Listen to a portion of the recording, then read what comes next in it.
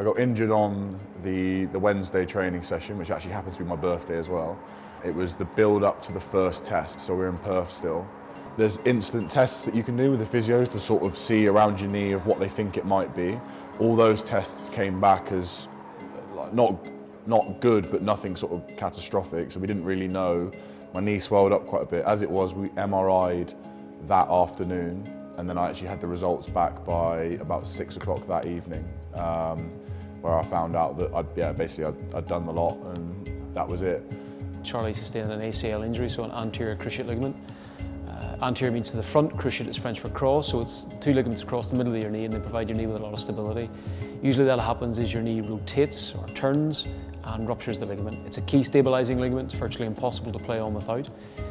His surgery was to have that repaired. My initial response was almost a bit sort of shocked, if you like, because I didn't think it had felt that bad. I was quite surprised at the level of damage compared to how it had felt. There was a weird feeling, like my knee moved a little bit, so that was weird. I went to sort of try and stand on it, and it was a bit sore, so I removed myself from that session.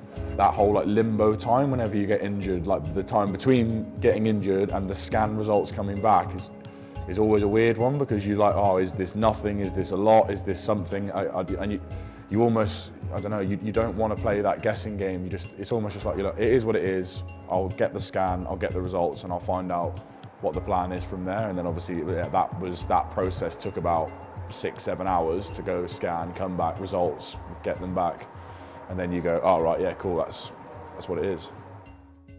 That's fine with that there. It's always reaching with the left, Yeah. Even just a light turn is fine.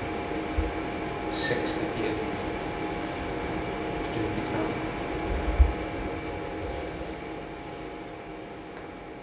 My first thought process was I was due to be getting married in 7 weeks from that day. So I wanted to know what level would I be at my wedding. Would I be in a wheelchair? Would I be on crutches? Would I be in a brace? What would I look like at my wedding? So that was sort of my first thing, and then they couldn't really answer that because it was a lot to do with what the surgeon ended up doing. So I didn't have surgery for another 3 weeks from the day that I got injured. And then after that, it was like, okay, cool, well, I've got 9 months now to train, push stuff on, do some different things, do some stuff outside of rugby. As in Charlie's case, the knee was so swollen, you have to wait till that comes down a little bit. So you wait for favourable circumstances to do your surgery, then you do your surgery and there's a period of rest and convalescence. Then you're into a period of task or time-based rehabilitation markers, and the big one's 12 weeks. We don't run before 12 weeks.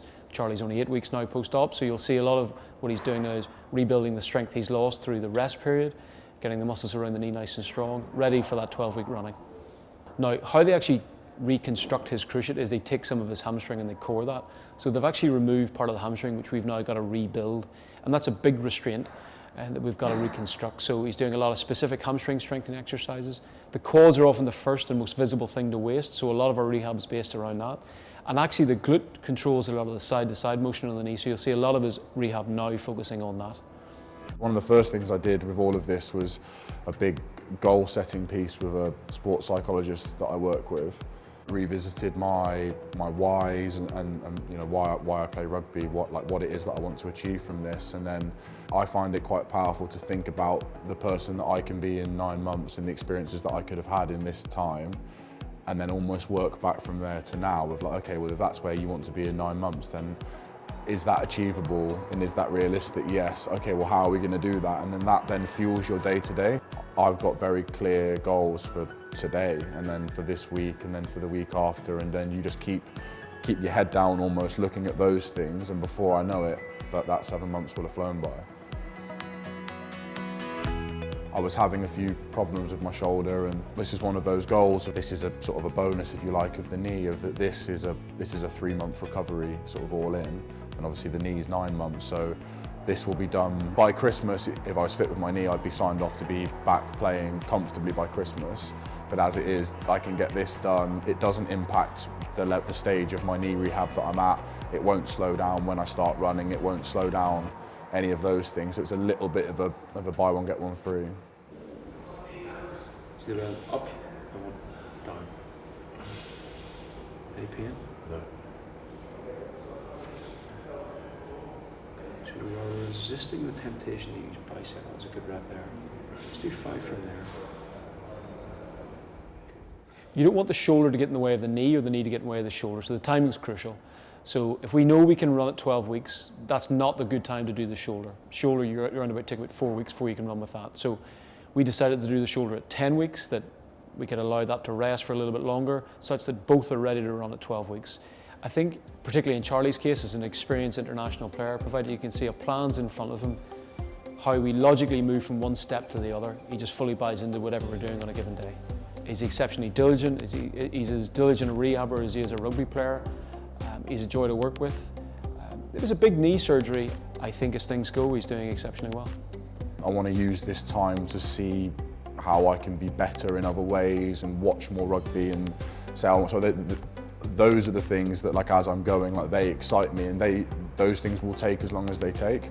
Every off-season or pre-season, whatever, I've always had like a 20s World Cup or a tour, or there was the World Cup preparation in 2019. There's always been something.